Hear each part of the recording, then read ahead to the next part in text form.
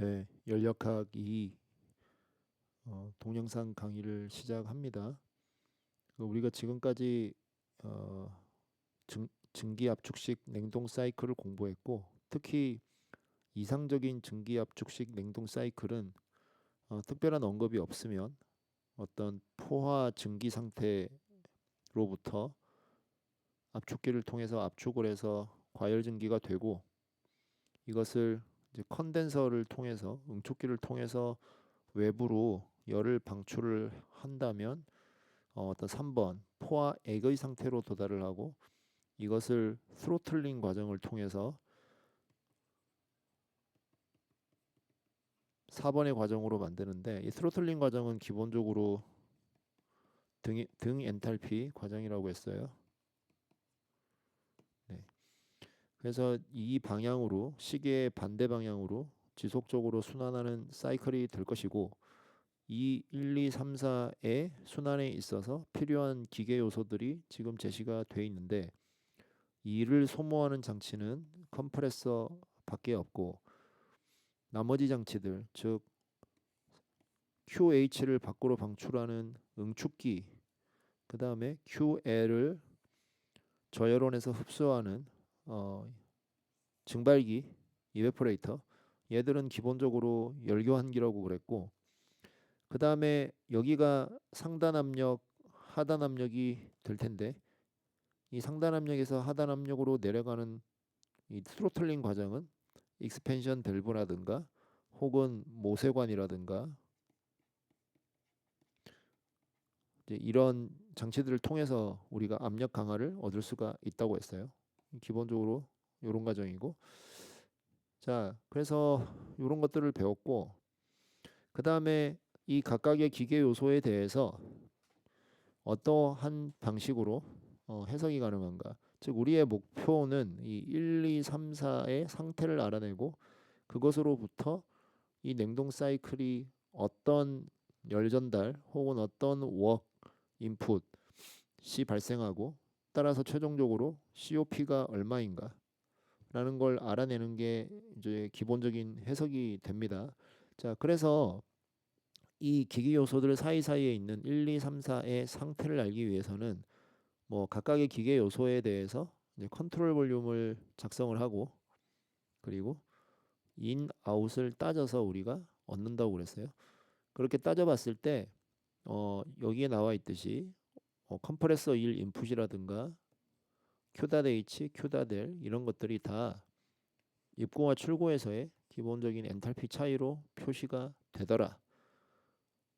그런 것들을 우리가 또 봤고, 그 다음에 3번과 4번의 엔탈피는 역시 동일합니다. 등 엔탈피 과정이라고 했으니까.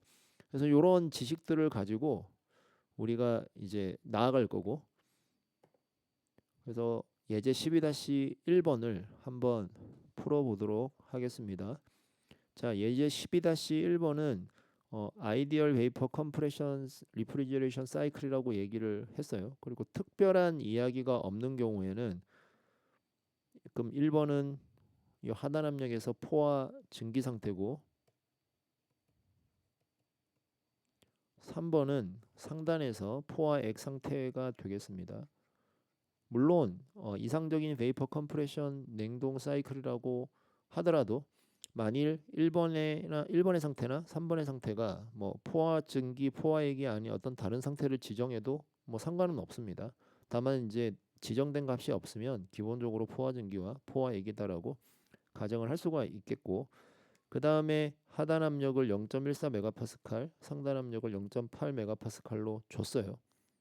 그리고 Q.L, 웍닷인, Q.H도 그림에 다 포함이 돼 있고, 마지막으로 이 사이클을 순환하는 질량의 유량은 0.05kg/s다. 그리고 R134A라는 물질이다라고 돼 있습니다.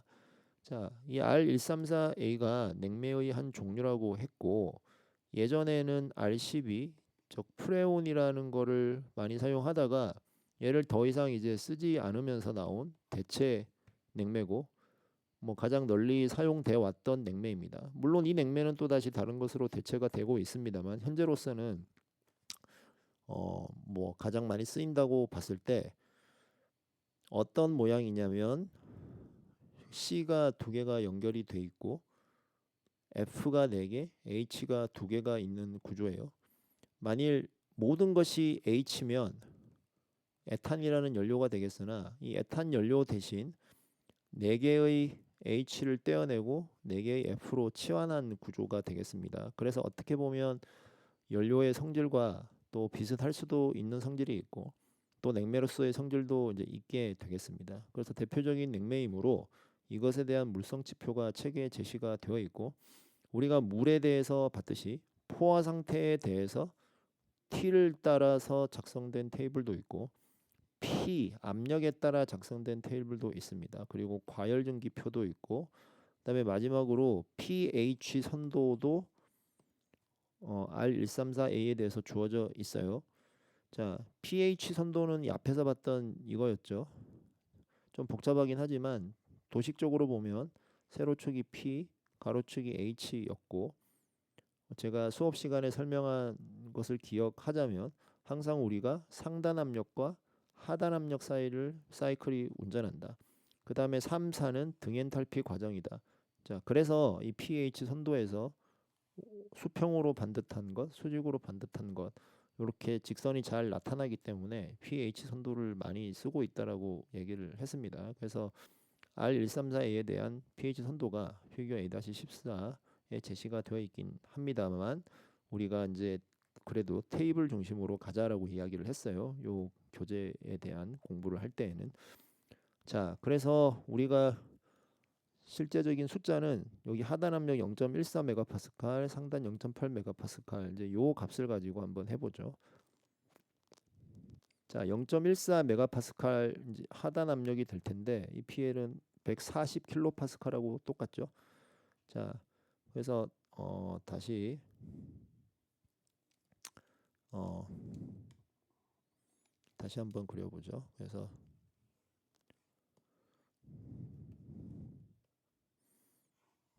이 하단 압력이 있을 때 여기 출발점이 1번이죠. 여기에 해당되는 게 지금 140 킬로파스칼 그리고 제일 중요한 게 H라고 그랬습니다. H1이 얼마라고 되어 있냐면 239.19 킬로줄 퍼 킬로그램이죠. 자, 포화 증기입니다. 포화 증기라서 세츄레이티드 베이퍼에서 찾았고 자, 찾는 김에 세츄레이티드 베이퍼의 SG 엔트로피도 찾았어요. 여기서의 S1 값. 왜 찾냐? 어차피 이상적인 증기압축 사이클이기 때문에 결국은 등엔트로피 압축을 해서 어딘가로 올라갈 거예요. 근데 어디까지 올라가느냐? 이제 상단 압력까지 올라가겠죠. 자, 상단 압력이 얼마였어요? 자, 하단이 0.14, 상단이 0.8이었어요. 그래서 상단 압력 0.8까지 요게 이제 정합선이죠. P가 0.8 메가파스칼까지 올릴 겁니다. 그래서 올려서 여기 만나는 점 여기가 이제 2번 자리가 되겠죠. 즉 S2가 S1하고 동일하기 때문에 이제 미리 찾아 놓은 거예요. 자, 0.94467. 자, 그러면 이제 궁금한 거는 뭐냐? H1은 표에서 찾았고 그럼 이 2번이 정해질 텐데 거기서 H 값이 궁금한 거죠. 자, 명백하게 2번 자리는 과열증기 자리죠. 과열증기 자리고 S가 0.94467을 가지므로 우리가 과열증기 표로 가서 0.8 메가파스칼을 찾아서 그 표에서 0.94467이 들어갈 자리를 보니 요 사이다. 요 사이에 들어가죠. 그래서 이 사이에서 보관을 해서 H 값을 찾아낸 게 H2가 275.40 킬로줄 퍼 킬로그램이다 라고 얘기가 되겠죠. 그래서 우리가 H1도 찾았고 이게 H1, H2도 찾았습니다. 자, 그 다음에 이제 3번을 찾아야 되죠. 다시 이제 여기에 그림을 제시를 해놨는데 3번은 여기에 있어요. 3번은 단순히 0.8 메가파스칼에서의 포화액입니다. 그래서 포화액, 세츄레이티드 리퀴드 800 킬로파스칼, 0.8 메가파스칼이죠. 그래서 여기가 95.48 HF 나와 있죠. 그래서 이게 H3이 되고 그럼 H4는 얼마냐? H3이랑 별반 차이가 없다. 스로틀링 과정으로 내려가기 때문에. 자, 그래서 이렇게 하면 끝났어요. H1, 2, 3, 4가 다 나왔기 때문에 열 전달이나 일의 양을 구하는 데 있어서 뭐 모든 정보가 다 있다고 볼 수 있고, 그래서 마지막으로 계산을 해보면 자 Q.L 저열원에서의 열 흡수죠. 증발기에 의한 열의 흡수인데 M.에 H1-H4라고 돼 있어요. 자 H1에서 H4를 뺀 것만큼 열 전달이 일어나는데, 자 요 H 값만 뺀 부분이 소위 이제 요렇게 쓰는 부분이죠. 소문자로 쓰고 여기에다가 M.을 곱해주면 Q.L이 되는 거죠. 네. 그런 식으로 계산이 돼서 7.19kW라고 얘기할 수 있겠고, 자 컴프레서 1 입력 인풋은 마찬가지로 컴프레서를 통해서 H 값이 높아지는데 2번으로, 그래서 요 차이 나는 만큼 2번에서 1번 차이 나는 것만큼 우리가 웍을 넣어주는 거죠. 웍 컴프레서 소문자입니다. 근데 여기에 M.을 곱해가지고 전체 1.81 되겠죠. 킬로와트. 그 다음에 Q.H도 마찬가지로 H2에서 H3를 빼고 M.을 곱했을 때 9하고 계산이 된다. 그래서 요 정보들을 가지고 우리가 COP를 계산할 수가 있는데, COP 같은 경우에는 지금 이 장치가 어떤 용도로 사용되는지를 항상 우리가 기억을 해야 된다 그랬죠. 그래서 이거는 문제에서도 뭐 R이라고 되어 있지만 그냥 냉동장치 혹은 냉장고로 쓴다라고 봤을 때 COP R을 계산해야 되고, 그것은 여기 나와 있는 대로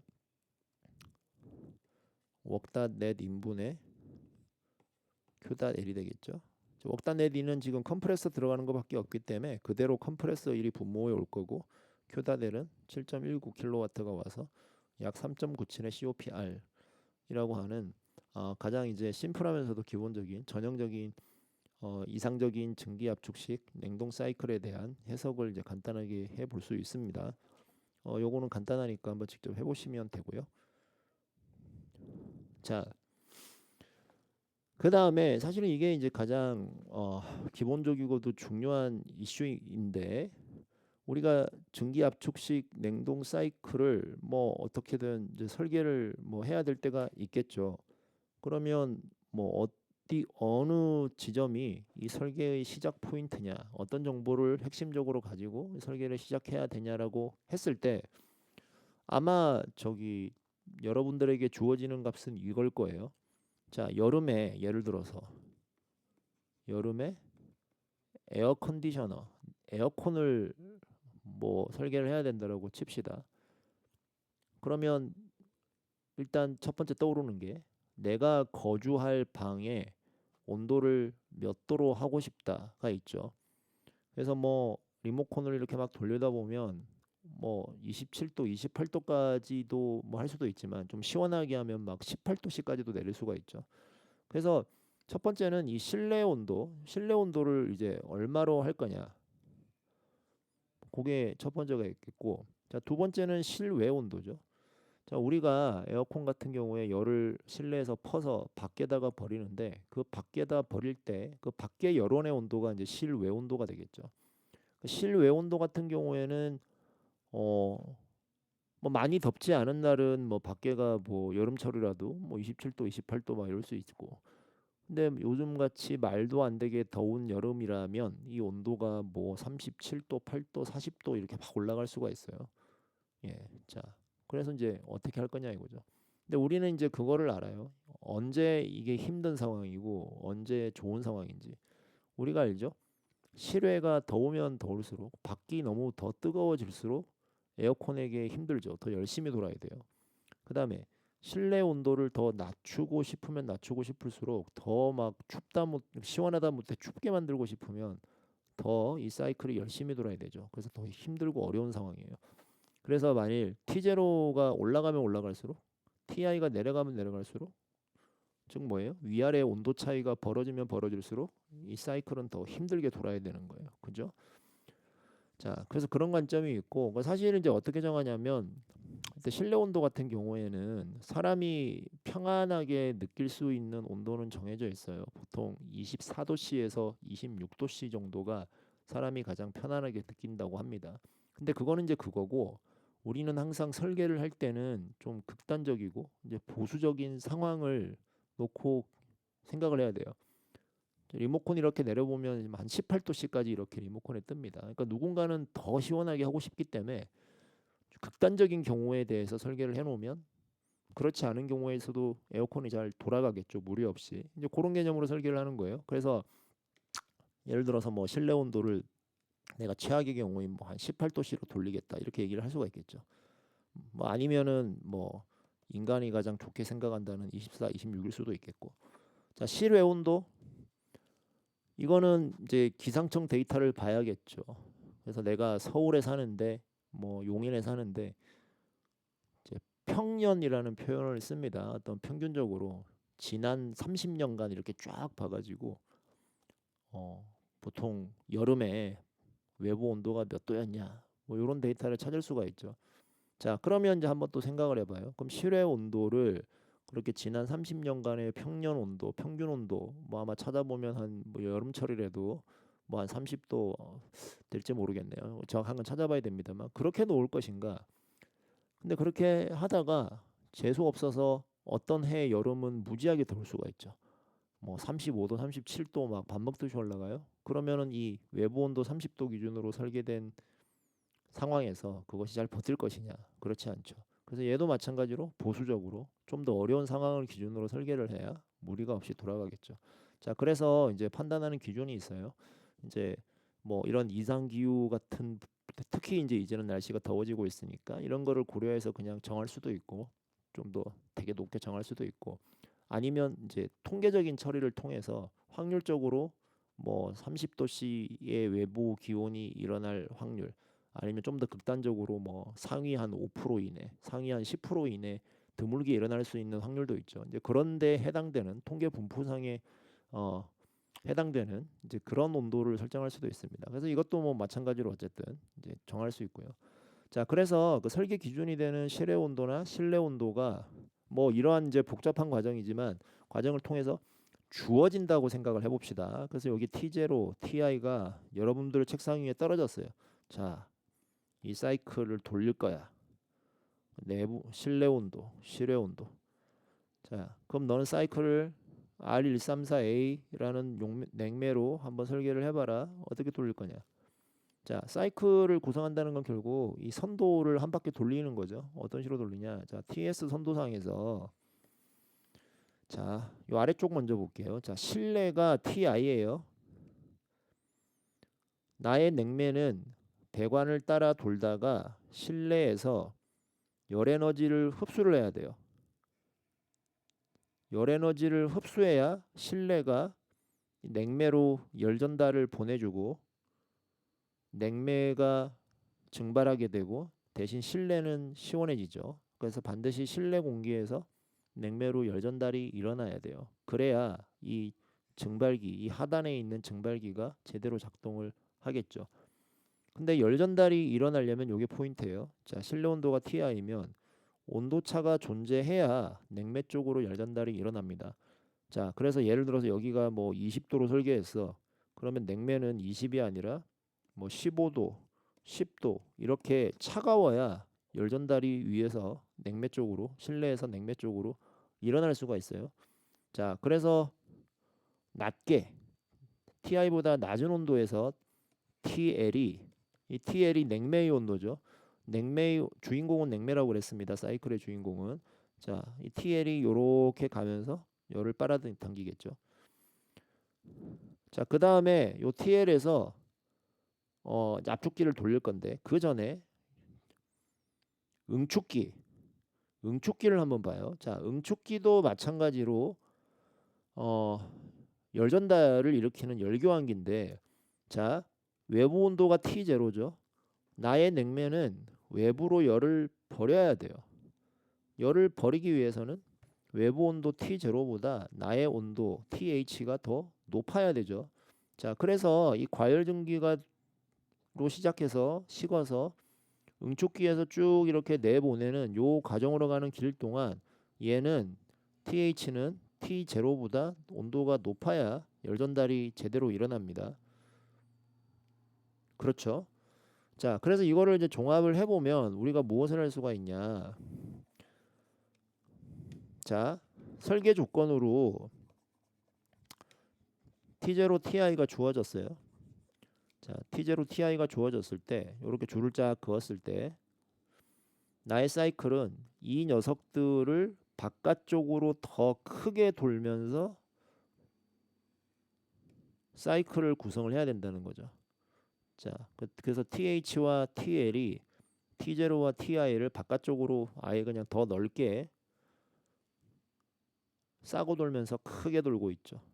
네, 이렇게 구성을 해야 돼요. 그죠? 그래서 이 TL에 해당되는 압력이 있을 것이요. 이 TH에 해당되는 TH라는 건 사실 뭐 여기를 얘기할 수도 있고 여기를 얘기할 수도 있겠지만 적절한 압력을 선정해서 이런 식의 모양이 되도록 구성을 해야 된다. 그래서 바깥쪽으로 크게 돌려야 된다. 라는 게 이제 간략하게 요약하자면 이제 그런 말이 되겠습니다. 자, 그래서 뭐 말로 설명하는 것이 길었는데 요것이 이제 통상적인 그 냉동장치 설계의 방법이고요. 그러면 이제 그 온도차를 얼마나 둘 것이냐, 뭐 실내 온도와 증발기 혹은 뭐 실외 온도와 뭐 평균적으로 여기는 작고 여기는 큽니다만 대충 온도차를 얼마라고 둘 거냐 했을 때 한 5도에서 한 10도씨 정도는 둬야 현실적으로 열교환기가 잘 작동을 한다라는 얘기도 알 수가 있어요. 자, 그래서 요게 일종의 이제 설계에 대한 거고, 네, 네, 그래서 우리가 실제 웨이퍼 컴프레션 냉동 사이클에 대해서 어떤 식으로 이 선도상에서 상태의 변화가 일어나는지를 한번 본다면 일단 가장 이제 첫 번째로 중요하게 생각해 볼 수 있는 문제가 이 관로를 따라 흐르는 우리의 냉매는 이런 복잡한 관로를 따라 흐를 때 특히 마찰에 의해서 압력이 강화된다고 했어요. 그래서 우리가 열 전달 과정은 뭐 다른 기기들에 비해서 압력 강화가 무시할 수 있다라는 전제 하에 이야기를 했지만 실제로는 마찰 때문에 압력이 떨어진다. 그래서 이 3번에서 4번으로 흘러가는 경우 압력이 원래 정압선을 따라가면 이 정압 라인을 따라서 흐르다가 이 4번이라는 곳에 이 점선의 수평선을 따라가서 가겠지만 흘러가면서 점점 압력이 아래쪽으로 처지는 게 눈에 보이죠. 그래서 이 실제 4번의 위치가 수평의 위치라기보단 약간 압력이 떨어진 4번의 위치가 되겠고요. 물론 2번에서 3번, 3번에서 뭐 4번에서 5번 이런 배관에서도 마찰에 의해서 당연히 압력이 약간이라도 조금은 떨어지겠지만 그래도 훨씬 더 이제 복잡한 유동이 있는 열교환기가 주로 좀 떨어지고 2에서 3, 4에서 5는 뭐 그 정도는 아니겠지만 뭐 어쨌든 정압선을 따라서 움직이되 조금씩의 변화는 있을 수 있다. 그다음에 이 7번에서 8번 가는 부분도 마찬가지죠. 역시 열교환기이기 때문에 흘러가면서 계속 압력이 떨어지는 것을 이제 묘사를 하고 있고요. 자, 그래서 그런 부분들이 이제 실제 사이클에서 우리가 고려해 볼 수 있는 첫 번째 부분이고, 그 다음에 의도적인 과설계라는 냉각이 있어요. 용어가 있습니다. 뭐 관행각 혹은 과열이라는 표현을 썼는데요. 우리가 지속적으로 얘기해 오는 것이 컴프레서로 뭐 1번에서 2번으로 압축을 할 때에 얘들은 항상 기체 상태로 존재하면 컴프레서가 안전하다고 그랬어요. 자, 그런데 이상적인 베이퍼 컴프레션 사이클은 우리가 이 1번을 항상 포화액으로 뒀었어요. 포화 증기로 뒀었어요. 그러니까 포화 증기 상태에서 컴프레서에 들어가서 등 엔트로피로 쭉 올린다. 이게 기본적인 이상적인 사이클의 가정인데, 근데 우리가 만일 장치 설계를 여기에서 1번에서 뭐 항상 포화 증기가 되게 한다 그러면 실제 이 장치를 운전을 하면 무조건 100% 설계대로 움직이는 게 아니라 어떤 때는 약간 안쪽으로 들어올 수도 있고 어떤 때는 더 바깥쪽으로 나갈 수도 있죠. 그래서 왔다 갔다 할 수 있어요. 그건 기계는 늘상 그렇죠. 그러면 이렇게 운 없이 안쪽으로 들어오는 것을 피하기 위해서는 일부러 설계 때부터 1번의 위치를 과열증기 쪽으로 밖으로 좀 빼놓는 거예요. 그러면 이 밖으로 빠진 곳에서 뭐 왔다 갔다 할 수 있겠죠. 그러면 의도적으로 밖으로 뺐기 때문에 그런 변수를 고려하더라도 항상 압축기의 압축 과정이 어, 기체만을 상대할 수 있도록 우리가 얘기를 할 수가 있겠고, 그 다음에 뭐 관행각 얘기도 있습니다만, 우리가 5번에서 6번 그 스로틀링 과정을 이야기할 때도 우리가 이 출발점, 스로틀링 과정의 출발점을 이제 포와 액으로 놓았죠. 포와 액으로 놓고 쭉 가서 이렇게 떨어진다는데, 뭐 얘도 뭐 아까 컴프레서만큼은 아니지만 출발점이 예를 들어서 뭐 액체냐 아니면 증기냐 왔다 갔다 할 수도 있죠. 그래서 밸브를 통과하는 요 상류 쪽에 액체만 가득 차 있으면 아무래도 뭔가 유동의 제어가 용이 안 돼. 어떤 때는 요 상류의 액체가 뭐 액체일 수도 있고, 상류의 유체가 액체일 수도 있고, 액체하고 기체가 섞인 걸 수도 있고, 이렇게 되면 뭔가 조금 제어에 어려움이 있다. 그래서 아예 설계 포인트를 요 스로틀링 밸브 들어가는 바깥쪽이 확실하게 액체가 될 수 있도록 아예 그냥 관행을 시켜버리는 거죠. 압축액이 돼버리게 밖으로 빼주는 거예요. 이거 왼쪽으로 많이 빼줬죠. 자, 그런 의미에서 이게 이제 관행이라는 의미가 되겠고, 그 다음에 또 이런 게 있습니다. 우리가 컴프레서로 이제 기체를 압축을 하면 뭐 이상적인 컴프레서면 등엔트로피로 수직으로 올라가겠으나 실제 컴프레서는 비가역성이 있죠. 비가역성으로 인해 압축을 할 때 점점 압축이 되면서 1번에서 2번으로 가면서 약간 오른쪽으로 눕죠. 즉 압축이 진행되면서 비가역성으로 인해 S가 증가를 하는 그런 모습을 보여주고 있어요. 뭐 일반적으로 그렇게 생각할 수도 있죠. 자, 그런 경우도 있고요. 근데 어떤 때는 이 컴프레서가 압축이 되면서 압력이 올라가면서 1번에서 이렇게 이 다시처럼 엔트로피가 줄어드는 경우도 있어요. 그럼 이건 뭐냐? 가역적으로 가도 이렇게 수직으로 가는데 얘는 왜 그러면 왼쪽으로 눕냐? 근데 우리가 이제 기본으로 돌아가서 생각을 하면 이 S는 어떤 의미가 있냐? 언제 S가 늘어나고 S가 줄어드냐라고 할 때 가장 기본적인 건 열전달이 밖에서 안으로 들어오면 내가 열 에너지를 받으면 S는 올라가고 내가 열 에너지를 방출하면 S가 떨어지는 거라 그랬죠. 그래서 만일 컴프레서를 돌리긴 돌리는데 컴프레서가 뜨거워지지 말라고 뭐 거기를 냉각을 할 수도 있죠. 뭐 바람을 불어준다든지 뭐 차갑게 해준 여러 가지 방법이 있을 수 있겠죠. 즉 컴프레서에서 열 손실, 열을 이제 밖으로 방출하는 그런 과정이 일어나면 엔트로피가 줄어들 수도 있습니다. 그래서 언제나 2번이 항상 뭐 S 값이 오른쪽으로 가야 된다 그런 건 아니에요. 우리가 열전달 상황도 사실은 이제 봐야 되는 겁니다. 자, 그래서 이런 경우도 있다. 그런 것들을 전체적으로 이제 나타내고 있고, 자, 그러면 굳이 컴프레서를 냉각까지 해가면서 돌릴 이유도 있을까? 예, 있죠. 자, 우리는 항상 압축은 하단 압력에서 상단 압력까지 올라가는 개념이죠. 자, 그래서 그냥 엔트로피 생성 받으면서 놔두면서 상단 압력까지 가면 2번으로 가야 되죠. 출고에서 되게 이제 온도가 높아지지만 적당히 냉각하면서 올리면 컴프레서 출고에서 온도가 그렇게 높지 않아요. 그죠? 예. 그래서 외부로 열을 방출하는 열 전달량도 요 2-에서 4번까지로 2-에서 4번까지로 경로가 짧아지죠. 예. 그 컴프레서를 미리 냉각시킴으로써 요 증발기에서 응축기에서 빼줘야 되는 QH 양도 많이 줄어드는 그런 효과가 있습니다. 그래서 이제 그런 식으로 냉각을 하기도 하고요. 자, 그래서 이제 이런 부분들을 우리가 이제 액추얼 실제 사이클에서 좀 볼 수가 있어요.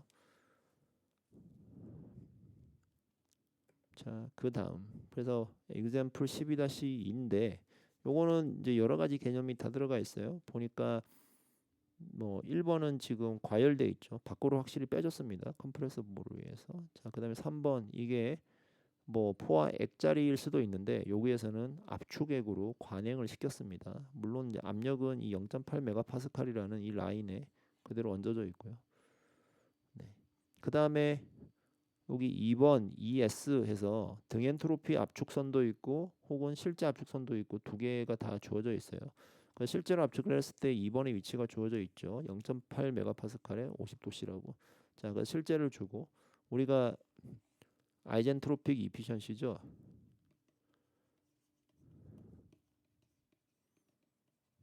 네. 요것이 뭐 주어질 때 어, 뭘 구하라. 아니면 그 반대일 수도 있고. 이 관계식은 이제 이렇게 돼 있죠. 자, 컴프레서의 아이젠트로픽 이피션시는 실제 컴프레서 1분의 이상적인 컴프레서 1 이렇게 돼 있습니다. 분모가 더 크죠. 네. 그래서 요 관계식을 이용해서 또 접근할 수 있는 방법이 되겠고 특별히 이제 또 하나의 코멘트가 있는데 여기 3번의 엔탈피 값은 어떻게 찾느냐라고 했을 때 우리가 3번은 압축액이지만 우리가 같은 온도의 포화액의 엔탈피를 찾았죠. 이것도 여러 번 얘기가 됐어요. 온도가 중요하다. 액체의 엔탈피는 압력보다는 이제 그런 이유 때문에 그냥 같은 온도에서의 포화액 엔탈피를 찾은 겁니다. 뭐 요 이제 숙제 문제로 나가 있기 때문에 직접 풀어 보시겠죠. 자, 그다음에 자, 힙펌프 이야기인데 힙펌프의 듀얼 모드라는 표현이 있어요.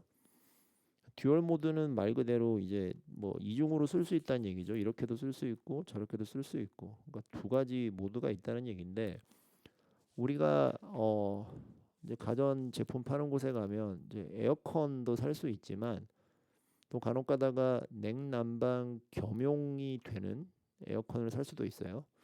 그걸 이제 힙펌프라고 제대로 이름을 붙이고 불러주는 데도 많죠. 자, 그래서 기본적으로 이 에어 컨디셔닝은 컴프레서가 있고 위아래 열교환기가 있고 뭐 한쪽에 밸브가 있는 이제 그런 이제 구조입니다. 따지고 보면. 자, 그래서 한번 잘 생각해 보면 힙펌프는 겨울철에 추운 데서 열을 퍼서 실내로 넣어줘요. 에어컨은 반대로 실내에서 더운 여름 바깥쪽으로 열을 퍼내요. 물론 둘 다 낮은 온도에서 높은 온도로 열을 이동시키고 동시에 같은 구조죠. 두 개의 열교환기와 컴프레서와 밸브가 있는 그런 구조예요. 자, 그럼 쉽게 말해서 여름에 에어컨으로 돌던 애가 겨울이 되면 이제 안바퀴 반대로 바뀌면 되죠. 그러면 죄다 집어 뜯어가지고 이렇게 안에 있는 열교환기는 밖으로, 밖에 있는 열교환기는 안으로 이렇게 하면 반대로 뭐 돌 수도 있겠죠. 뭐 물론 이제 설계는 다시 해야겠지만.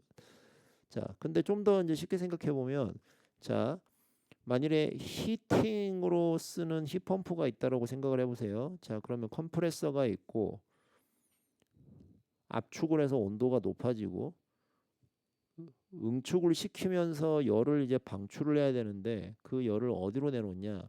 이제 방 안으로 내놓죠. 그래서 여기 이제 인도어라고 되어 있어요, 그죠? 실내로 이렇게 열을 방출을 해요. 이게 이제 응축기여야 되겠죠. 지금 힙펌프 히팅 상황이에요. 자, 컴프레서에서 나온 게 실내에서 열을 내놓는 거죠. 이제 응축기 역할을 합니다. 자, 그럼 이게 다시 팽창 밸브를 통과하고 바깥쪽으로 가서 열을 흡수를 하겠죠. 교회를 흡수를 합니다. 자, 그러고 다시 가서 컴프레서를 통과하고 이렇게 돌면 이제 히팅이 되는데 힙펌프가 되는데 자, 그럼 이건 겨울에 이렇게 하는 거죠. 근데 이걸 갖다가 내가 반대로 돌리면 에어컨이 될 수 있다라고 하니 아까 말한 대로 실내 거 뜯어서 밖으로 보내고 실외 거 뜯어서 안으로 보내고 이렇게 하지 말고 쉽게 할 수 있는 방법이 없을까? 자, 안에 있는 거 밖에 있는 거 둘 다 열교환기예요. 그럼 이걸 쉽게 바꿀 수 있는 방법이 예를 들면 이런 밸브를 하나 쓰는 방법이에요. 이런 밸브를. 자, 쿨링일 때 어떻게 하냐? 자, 요 부분만 확대해서 밑에서 볼게요. 자, 히팅일 때 요런 식이었어요.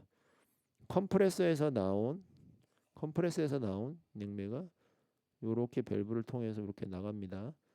쭉 딱 돌아가지고 쿨링일 때 요렇게 밸브를 통해서 냉매가 나가요. 자, 마치 야구공처럼 생기고 배관이 요렇게 박혀 있어요. 얘를 90도 회전을 한번 시켜 볼게요. 90도 회전을 시키면 요런 모양이 될 거예요. 요 모양이 됐죠.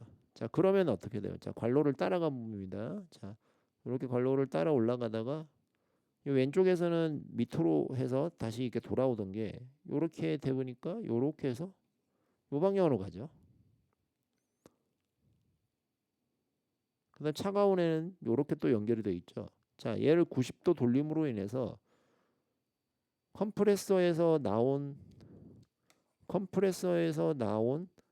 냉매가 오른쪽 열기환기로 안 가고 왼쪽 열기환기로 가요. 그럼 무슨 일이 일어나는 거죠? 자, 컴프레서를 통과하면 항상 뜨거워지죠. 뜨거워진 게 열을 방출을 하면서 응축을 하는 거예요. 자, 그래서 컴프레서 출구와 연결되는 열기환기는 응축기 역할을 하는 거예요. 자, 그런데 응축기가 어디에 있어요? 지금 집 밖에 설치되어 있죠. 그래서 이제 집 밖에 있는 게 응축기가 돼버리는 거예요. 이 밸브를 90도 돌리기 전에는 집 안에 있는 게 응축기였어요. 근데 얘를 90도 돌리니까 집 밖에 있는 게 응축기가 되고 이제 거꾸로 냉매가 흐르면서 다시 내부에 있는 게 증발기가 되고 이렇게 해서 순환을 하게 되죠. 그래서 무조건 이렇게 이제 냉난방 겸용기가 된다라는 얘기는 아니지만 되게 심플하게 냉매의 순환 방향을 전환하면서 냉방도 할 수 있고 난방도 할 수 있는 장치가 될 수 있다. 기본적으로 안이든 밖이든 응축기든 증발기든 다 열교환기의 모습을 하고 있기 때문에 그렇다. 이거 간단한 예가 되겠죠. 근데 물론 정밀하게 작동되는 냉난방 겸용기가 꼭 이렇게 동작된다는 건 아닙니다. 그러니까 요걸 어떻게 이제 구현할 수 있는 방법을 하나 그냥 보여주는 거죠. 예. 요런 예도 이제 우리가 볼 수 있겠고요. 자, 그 다음에 요럴 때가 있어요. 그러니까 이건 이제 지금 대전제를 이제 까는 건데, 자, 우리가 하단 압력, 상단 압력 얘기를 합니다. 차이가 많이 나야 될 때가 있어요. 이 말인즉슨 TL, TH가 극단적으로 많이 벌어지는 경우를 얘기하는 거죠. 즉 우리가 이런 상황이에요. 우물에서 물을 퍼올리는데 너무 깊은 곳에 물이 있고 그걸 퍼서 너무 높은 곳에 올려야 되는 상황이에요. 그러면 이제 방법은 뭐냐면 펌프를 뭐 엄청 센 거를 써야 되죠. 자, 그래서 우리가 어떤 상황이냐? 지금 TS에서 이렇게 있는데 이 하단 압력하고 상단 압력이 너무 벌어져 있는 거예요. 그 하단 압력 정합선 요렇게, 상단 압력 요렇게 돼 있겠죠. 자, 그러면 컴프레서로 압축을 어떻게 해야 되느냐?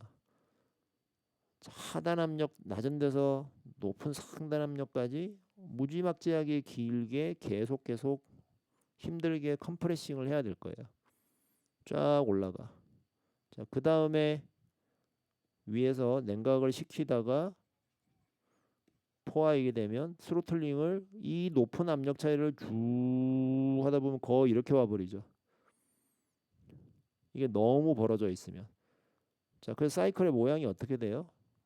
되게 애매하죠.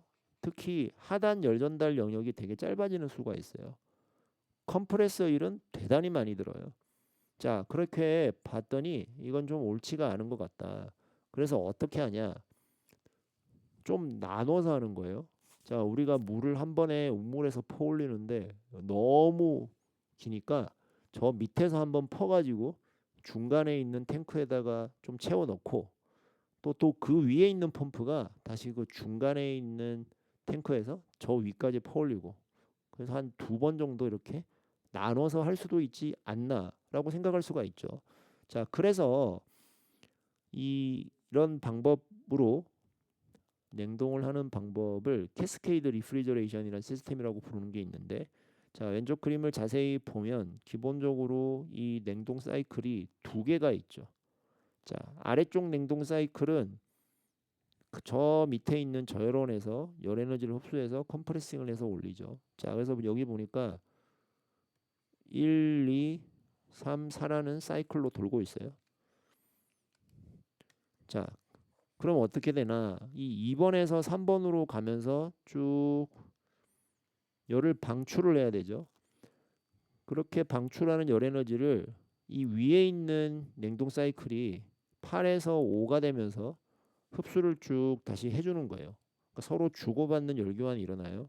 자, 2에서 3, 요 가운데 그림을 보니까 2에서 3으로 가는 게, 자, 8에서 5로 갈 때 열교환이 일어나죠. 자, 그 다음에 자, 여기서는 열 방출이에요. 방출되는 걸 8에서 5가 먹는 거예요. 그래서 사실 여기 그림이 그래서 조금 잘못되어 있어요. 자, 2에서 3에 방출하는 걸 8에서 5가 먹으려면 실제 온도는 2에서 3이 높아야 되죠. 8에서 5가 조금 낮아야 되겠죠. 근데 여기 그림이 조금 위아래가 반대로 돼 있는 거예요. 좀 아쉽지만 예, 그런 면도 이제 이 교과서 그림에서 보이지만 어쨌든 뭐 같은 온도 비슷하다라고 놓고, 자, 그다음에 어떻게 돼요? 여기서 받은 열 에너지를 다시 컴프레싱을 해서 가열을 하고 다시 내려오면서 외부에다가 버리게 되죠. 자, 결국은 하단 온도는 요 라인이고 상단 온도는 이제 요 라인이에요. 그래서 이 부분하고 이 부분, 열 흡수는 여기 아래에서만 일어나고 열 방출은 위에서만 일어나죠. 중간에는 뭐냐? 자기들끼리 주고받은 거예요.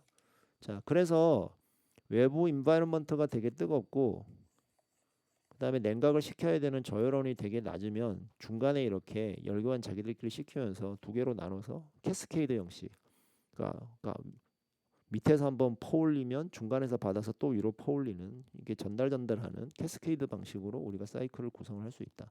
그러니까 아까 뭐라 그랬냐면, 자, 이 1번이라는 위치에서 지가 혼자서 끝까지 올리겠다 그러면 여기까지 올라가서 쭉 내려가야 되죠. 이 컴프레서 일이 어마어마하겠죠. 예. 그래서 이렇게 하지 않고 나눠서 하겠다. 나눠서 하겠다. 이제 이런 얘기가 됩니다. 자, 그 다음에 또 하나. 자, 한 번에 쭉 올려서 아까 했던 얘기죠. 그 다음에 응축기. 다음에 이 높은 압력을 한 번에 스로틀링하면 여기까지 쭉 와야 되죠. 그래서 너무 일로 와요. 그래서 저열은 흡수를 여기밖에 하지 못한다. 이제 그런 문제도 생기죠. 자, 그래서 이렇게 나눠서 하는 것은 뭐 상당히 장점이 있고, 특별히 TH와 TL의 차이가 클 때 우리가 적용할 수가 있다. 중간 열교환기를 사용했다. 컴프레서 2개, 밸브도 2개죠. 예, 그런 구조가 되겠습니다. 그래서 이제 거기에 대한 설명도 이제 다 있습니다만, 컴프레서 일도 줄일 수 있고 온도 상승도 너무 높아지는데 이거 방지할 수도 있다. 네. 그리고 QL도 이제 증가시킬 수 있고 여러 가지 장점이 있습니다. 네. 그다음에 예, 그러므로 결국은 이제 COP의 상승으로 나타나겠죠. 우리가 열기관이면 뭐 열 효율이 올라가겠지만 지금 냉동 장치니까 COP가 상승을 할 거예요. 자, 그다음에 밑에 하나의 더 코멘트가 있어요. 자, 사이클을 2개예요. 탑 사이클 위에 거, 바텀 사이클 아래가 있는데, 자, m 탑이 m 바텀보다 이 그림상에 의하면 더 클 거다. 왜 그러냐라고 돼 있어요. 왜 그러냐? 왜 그럴까? 자, 8, 5, 2, 3 보니까 이 열교환기라 그랬죠. 요거에 대해서 우리가 1법칙을 적용을 할 수 있어요. 8, 5, 3, 2. 자, 여기는 m 탑이고 여기는 m 바텀이죠. 자, 우리가 1법칙 0은 q 없고 웍 없고 결국 m in, m out인데, 자, m 탑에 h8은 in이고요. h5는 out이고, 그 다음에 m 바텀에 h2는 in이고 h3은 out이죠. 근데 우리가 뭘 알 수 있어요? 이 그림상 8 빼기 5보다 2 빼기 3이 훨씬 크죠. 예. 절대값이 커요. 자, 그러니까 뭐 어떻게 매치가 돼야 되죠? 자,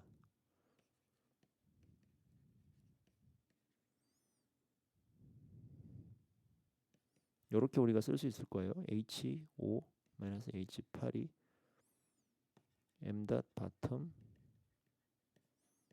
h-h3 이렇게 쓸 수가 있겠죠. 한쪽으로 넘긴 거예요. 자, 우리가 알죠. h-h3이 h5-h8보다 커요. 그러면 얘하고 얘 중에 누가 더 커야 되지? 두 개가 양변이 같으려 그러면 얘가 더 커야 되겠죠. m 닷 바텀보다.